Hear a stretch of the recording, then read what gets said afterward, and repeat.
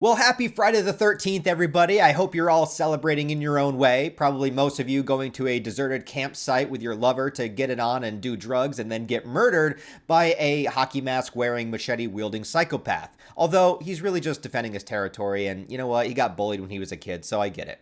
Anyways, I wanted to give you guys a Friday the 13th style video today. Of course, I've already done my Friday the 13th retrospective where I went as in depth as I possibly could on this franchise, leaving very little left to talk about, but I still came up with something because, it's Friday the 13th. I wanted to put out a video. I'm a festive kind of guy. Let's do this, all right? So we're going to do a tier list, and it's going to be based on a couple of different things. So what I have here is basically every single iteration of Jason throughout all of the movies, along with the other killers in the franchise like Jason's mom and even Roy Burns from Friday the 13th Part 5.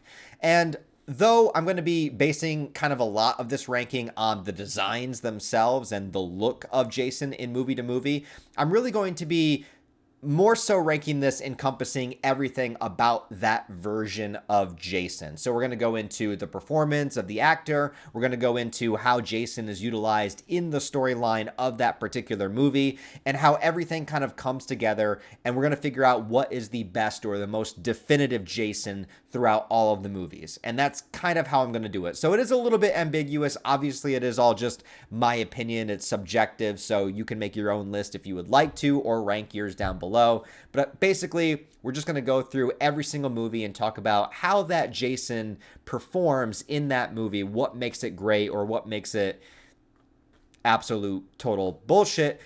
And we'll go from there. So we're going to go in chronological release order. And of course, first we have the very original Friday the 13th from 1980, directed by Sean Cunningham. And of course, Jason is not the killer in this movie. Spoiler alert for anybody that doesn't know that in 2024, but you might not. This probably isn't the video for you if that's the case. But Jason is in Friday the 13th, the original, in the form of a flashback and a dream sequence.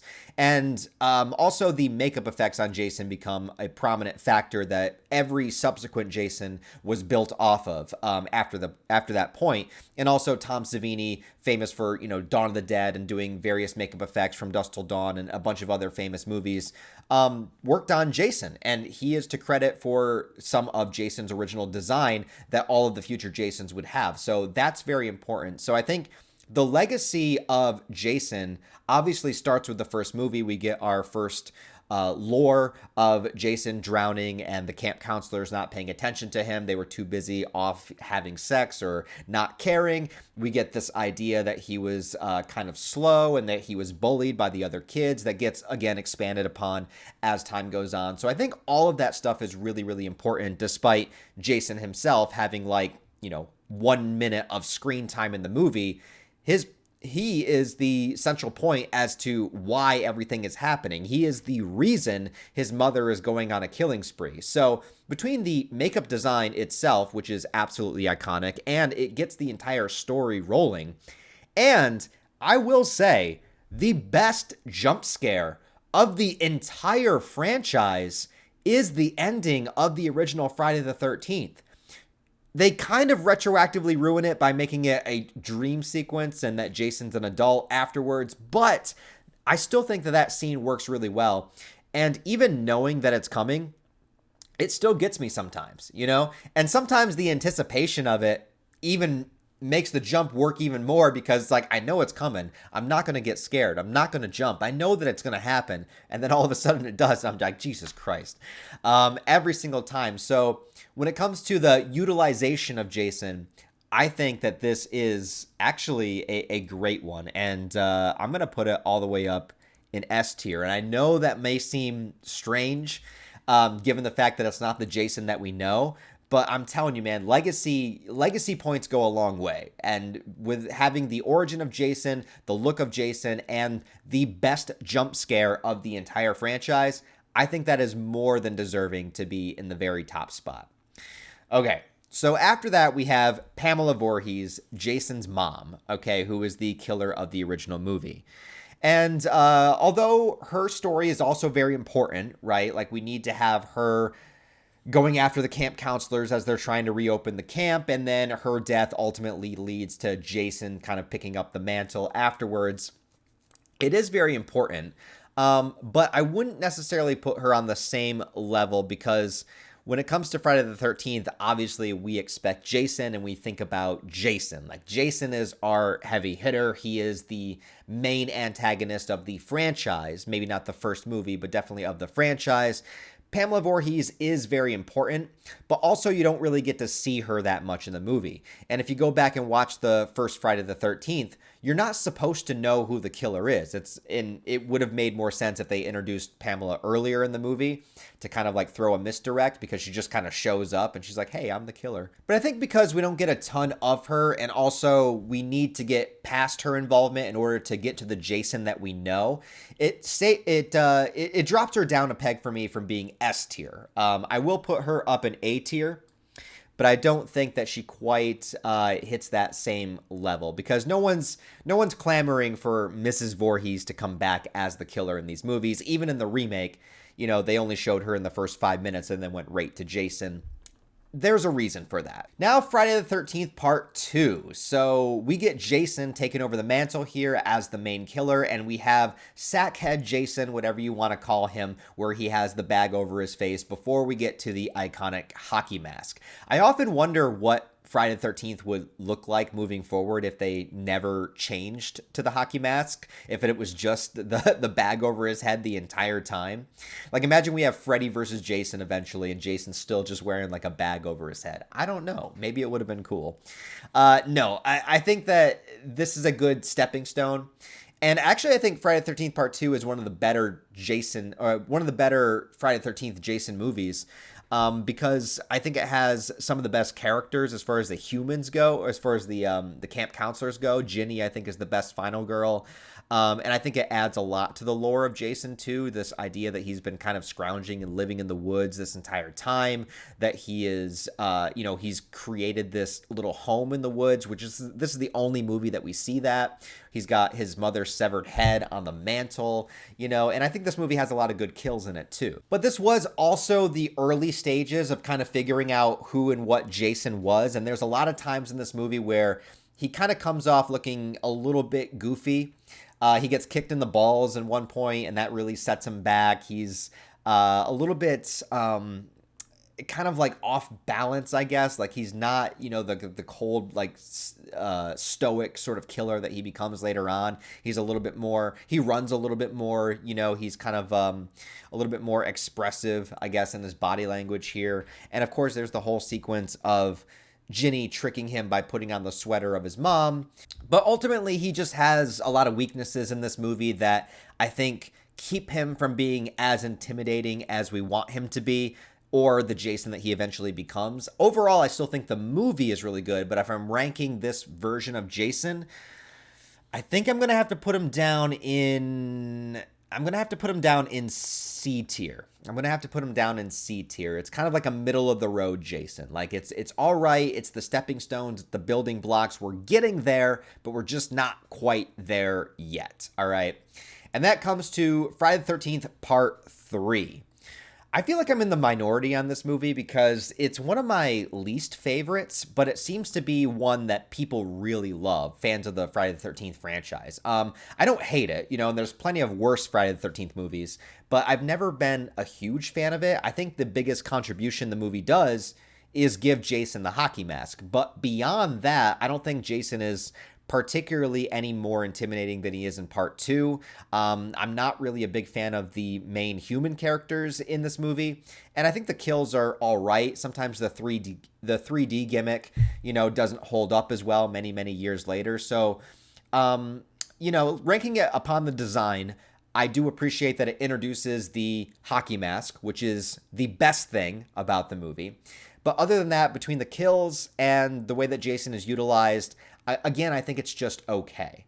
I'll put it up above the Friday the 13th Part 2 because of the hockey mask, but I don't really think it's much better yet. But then we get to Friday the 13th Part 4's design, and I think that this is where they kind of finally nailed it, okay? So, we keep the hockey mask, keep that going, already becomes iconic. I love that they include the axe mark from the end of 3 because I love battle damage in my characters, especially my, stalking slashers. I love just seeing like the accumulation of damage, and we'll get to that a little bit more as we go through these designs. So that's great. I love the utilization of Jason in part 4. Now he has been built up as this legitimate threat that keeps coming back no matter what. The kill scenes are some of the best in the entire franchise.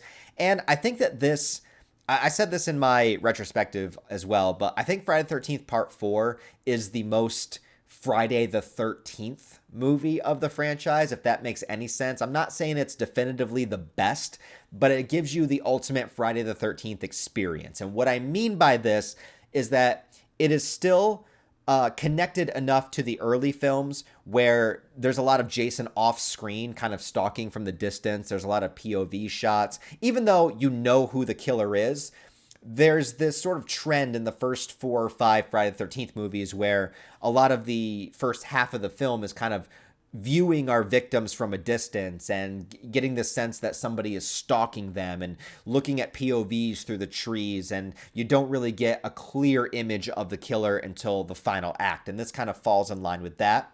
Also, after part 5, the movie started being more heavily censored by the MPAA and what they had to cut out as far as the gore and nudity. And I play it up for a joke a lot in the retrospective, but it was true. Like, one of the draws at the time of these movies coming out was the nudity and gore, right? It's just like you're going to see these exploitative things on screen, and part 4 still gives you that. It also gives you great characters with Corey Feldman as the young Tommy Jarvis. It gives you I forget his sister's name too, but she's great in it as well as Crispin Glover's character and his crazy dance scene. I mean, come on, what more do you want? The final confrontation at the end of 4 with Jason is some of the best ever done in the Friday the 13th series, so I think they really nailed it with this one overall. Going by this specific Jason, I'm going to put it up in S tier, just above the original little boy Jason. Now we get Friday the 13th Part 5, and we don't have Jason here. We have Roy Burns, the EMS driver that sees that his son was killed and goes on a rampage of revenge, impersonating Jason Voorhees. How he's utilized in the movie is fine because they do a pretty considerably good job making you think that it's Jason. Until the final reveal that it isn't at the end. The kill scenes are pretty decent, but Roy Burns as a character, we never really get to learn anything about him. Like, Roy doesn't have lore, he's just like, that is his lore. He shows up and his son wanted a chocolate bar really bad and got axed to death for it. And so he goes on a rampage. And I could understand anybody going on a rampage if their child was killed, but it's like you don't even realize that they have a connection until the reveal at the end of the movie. So it's like, why was he killing everybody? Oh, by the way, that was his son. I don't know, man. The movie itself, like I said, it has some good kills, but it also has a lot of wacky characters. It's when the franchise started to get really silly. Just does not work for me, man. Yeah, I gotta say F tier for Roy, man. It's an unfortunate thing. Like, it was obviously gonna happen, but just not memorable. Just not what you want in a Friday the 13th movie. Just doesn't hold a candle to Jason. And despite some of the kills being good, it's just like the misdirect just throws it all off. That's the main problem, is like, don't build it up to make us think it's Jason and then give us a twist that nobody is going to care about. Then we get to Friday the 13th Part 6, which I also argue is one of the better Friday the 13th movies, and this is our introduction of the kind of resurrected from the dead zombie Jason. So we get a whole new design change and just power upgrade to Jason. Very beginning of the movie, he gets resurrected. You can tell that he's a corpse, so his look and design is a lot different. Even though we don't get a good look at his face, we do see like all the maggots and the worms and just like the decay on him. And so there's the aspect of like this zombie revival that I've always really liked about it. I like the aesthetic, the look of it. The whole movie has sort of like a throwback to the Universal Monster era. I love how it starts in the cemetery with the fog and the lightning and just all that cliche stuff. I eat that shit up. But I also won't deny that there's a lot of silly aspects of this movie and a lot of like ridiculous things that are happening in it too. So, but the way they use Jason, I think, is great. I really do. I think that they really make it feel like he's gotten this power upgrade in the very beginning of the movie. He rips somebody's heart out, like definitely beyond regular human strength at this point. He was always really strong and resilient, but now he's like unstoppable, right? Unfortunately, though, a lot of the kill scenes are cut short because this is where a lot of the heavy editing and censorship kind of comes into play. So although I think they use Jason pretty well, also as this sort of opposing force to Tommy Jarvis, who's going back to, end his, to get some kind of catharsis, to end his fears of childhood, and then ends up, inadvertently resurrecting Jason again. Overall, I think it's really good. I'll give the Part 6 Jason an A tier. We'll put him above Pamela. Then we get to Friday the 13th Part 7 Jason, which is the first performance of Kane Hodder, who would go on to be Jason in 4 movies. I recently met Kane Hodder at Nickel City Comic Con earlier this year, and him and Leatherface from Part 3 decided to choke me out for a photo. I did not ask them to do that. They just decided to choke me. Also, Kane Hodder spent like 10 minutes making fun of me for being ginger. Cool guy, though. Anyways, I'm not going to rant too long about this. The Part 7 design is the best. It is absolutely the best. S tier. The reason is because of the battle damage of the Jason design itself and the performance of Kane Hodder. I think everything about it's perfect. Jason's on screen for a lot of the movie. So this is where they really dial back from that, viewing the killer kind of in the distance and the POV shots. No, in this movie, you just see Jason the whole film. So you get pretty much the most screen time of Jason. You get the best design of Jason. You get one of the best performances of Jason. I love the cracked mask and seeing his mouth. You see his whole face exposed for the finale of the movie. And he has all the damage of the previous films. He's got the chain around his neck from Part 6. He's got the torn clothes, the bullet holes, the zombie look to him. He's falling apart. Everything about this design is just peak, and I am endlessly upset that they never kept it, that it was only for one movie. But yeah, it is the best Jason design by far. Don't even need to spend much time on it. And then they kind of take that away with Part 8. So Part 8 is kind of it's weird because it gets a whole new hockey mask. So, the hockey mask is perfectly intact where we don't have the axe damage in it. Well, actually, yeah, it does have the axe wound, which is weird because it wouldn't have had that because it's a new mask, but whatever. Beyond that, what I'm saying is that the mask looks a little too good. It's a little too clean. And then Jason's body kind of has battle damage, but it's just like this like zombie, like soaking wet vibe to it that it pales in comparison to Part 7, and it's a little bit of a letdown. And if you're talking about Jason's utilization in the movie, yeah, it has some okay kill scenes, but just a lot of weird, wacky shit in it too. And yeah, just not really a big fan. I mean, I guess I would put it, design-wise, I would put it above Part 2 and 3, but I don't like the movie.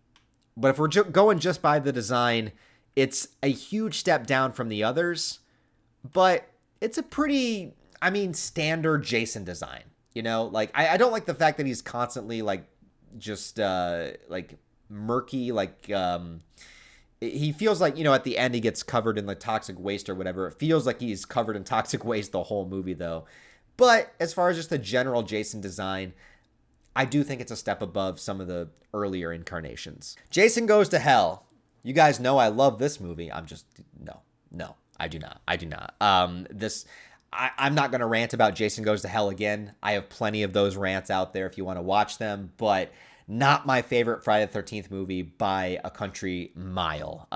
Although I appreciate the attempt at originality, it all falls apart for me. When it comes to the Jason design, though, I actually do quite like it because it kind of goes back a little bit to the Part 7. It's different, but you see the battle damage, you see sort of the zombified skin, and what I think is really cool is it looks like he's been wearing the hockey mask so long that his skin is sort of growing and healing around it. So, like, the mask itself is kind of fused to his face. So I just thought that was really cool. However, Jason, as he appears as Jason, is only in the movie for like 10 minutes. It's the opening scene and the finale. So even though it's a pretty cool looking design, we hardly get to see it. I didn't add all the other body snatching versions of Jason. I could have, but I figured we would stick to the traditional Jason because in Jason Goes to Hell, he's constantly body swapping with other people with a demonic worm that lives inside of him that makes no sense. Jason's not a Deadite, by the way, just throwing that out there. But the design is kind of cool, but again, he's just not utilized well.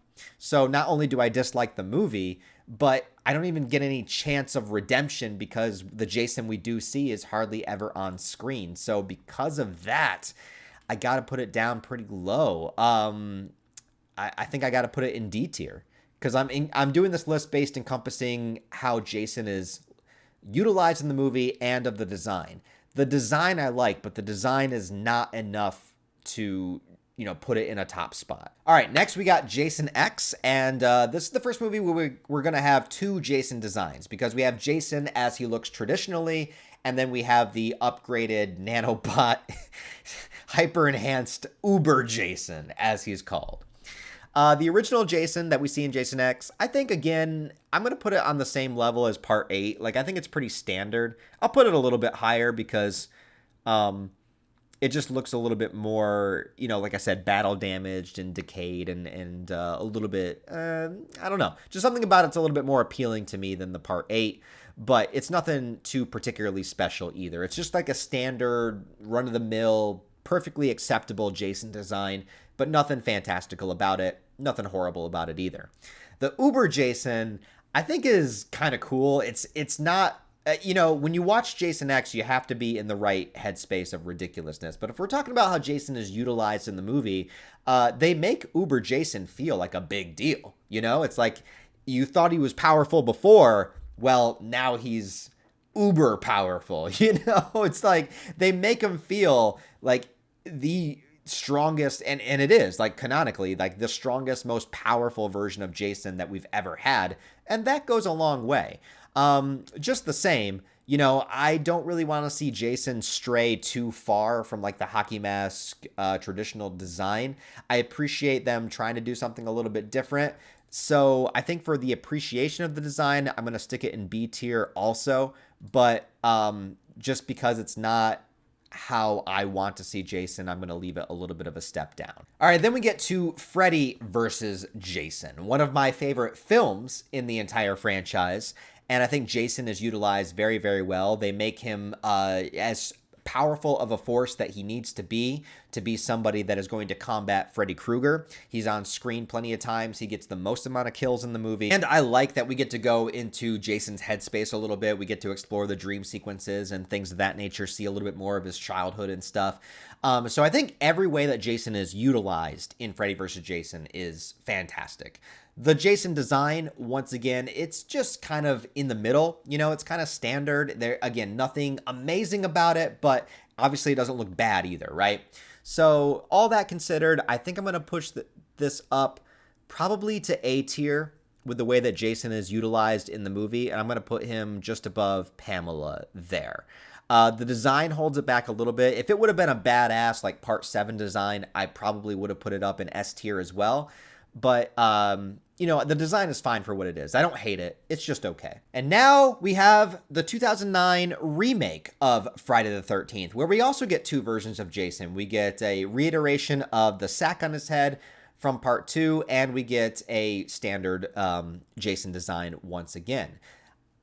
I don't know if I'm in the minority here, but I actually kind of like the look of him with the sack on his head a little bit more than the hockey mask one in this one. It's probably because of the scene, like the sequence that it happens. I think that's I think that's the best Jason scene in the movie is the beginning with the first campers, not the flashback, not the kid Jason, but the flashback where we see the sack on his head and those kills. Because there's that scene where the guy's stuck in the bear trap and Jason's just like running up with the machete. You're just like, dear God. Terrifying. And it looks really cool. I don't know if I can put it above some of the others, but I'm going to put it at a pretty high B tier.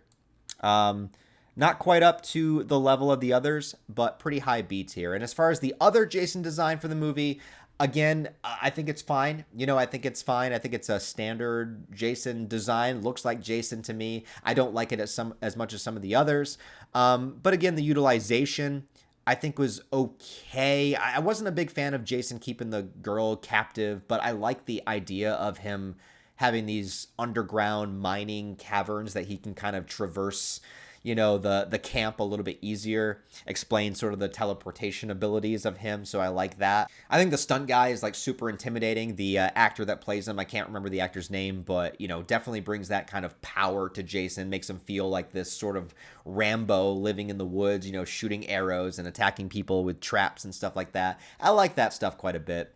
So I'll put him up there too. You know what? I'll put him up there too in B tier. I just like the sack look a little bit more in this one. I just think it's a little bit scarier. That's all.